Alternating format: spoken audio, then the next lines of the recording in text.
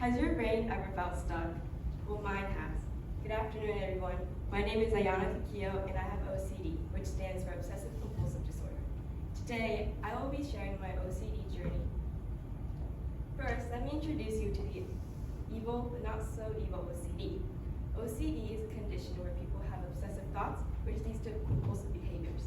Obsessive thoughts are the unwanted images and fears and thoughts, and compulsive behaviors are the actions taken to get rid of the obsessive thoughts. These repetitive rituals interferes with our daily lives and becomes a great cause of distress. It is a disability in the brain, and there is no complete cure to diminish them. However, what people like me can do is to coexist with them. These are my 4 lanterns that led me out of the dark cave. Lantern number 1, my family. My family has been my number one contributor into supporting me throughout my OCD journey. At some point in my journey, my OCD took the best of me, and I struggled to complete daily tasks such as eating, going to school, and even climbing up the stairs, which usually took me 10 minutes or even more, 30 minutes, because of my repetitive rituals. However, my family constantly persuaded me to keep on going, and they were always there by me whenever I needed them, no matter what. Lantern number 2, my therapist. In order to coexist with OCD, my mother and I attended therapy once or twice a month. Every session, we would focus on 1 or 2 of my rituals and would put our brains together into coming up with a solution.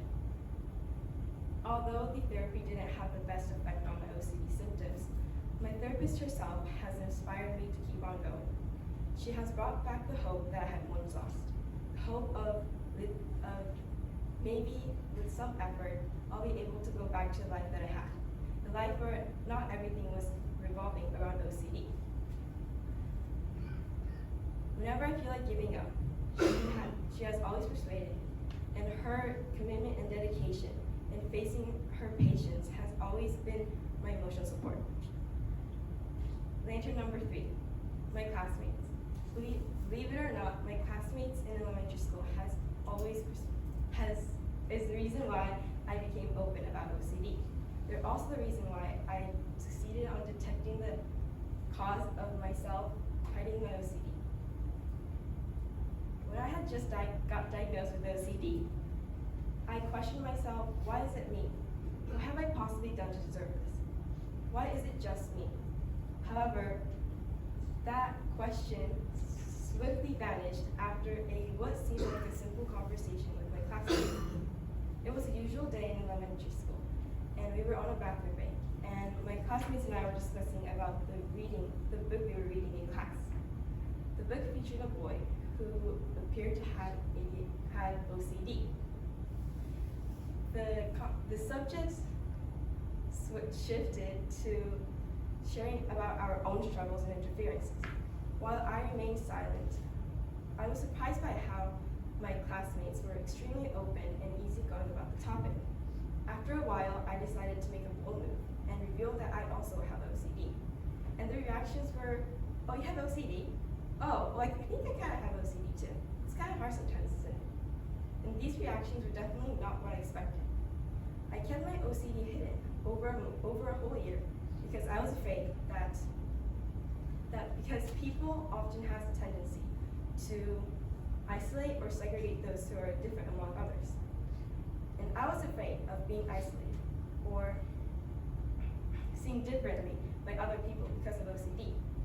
However, these simple conversations and their natural emotions has taught me that it is okay to be different. And it made me notice how everybody's so different to the extent where it's almost impossible to compare one another. Lantern number 4, finding my own companions. Discovering and knowing that some other people also struggle with conditions like mine has always brought me reassurance and made me feel less alone. And these are 2 things that have especially helped me find my own community. 1, books.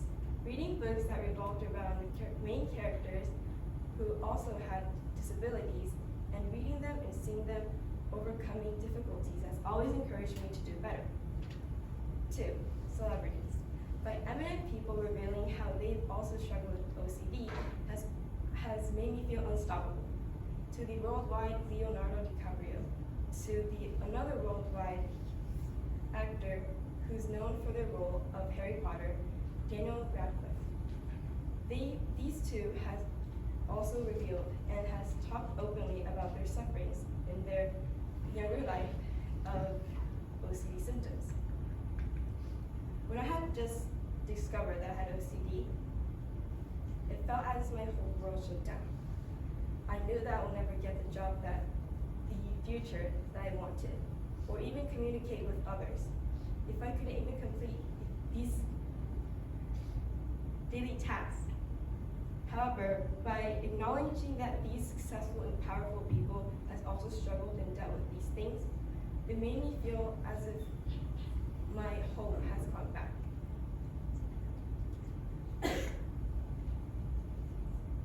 Now, earlier in the presentation, I introduced you guys to OCD as evil but not so evil OCD.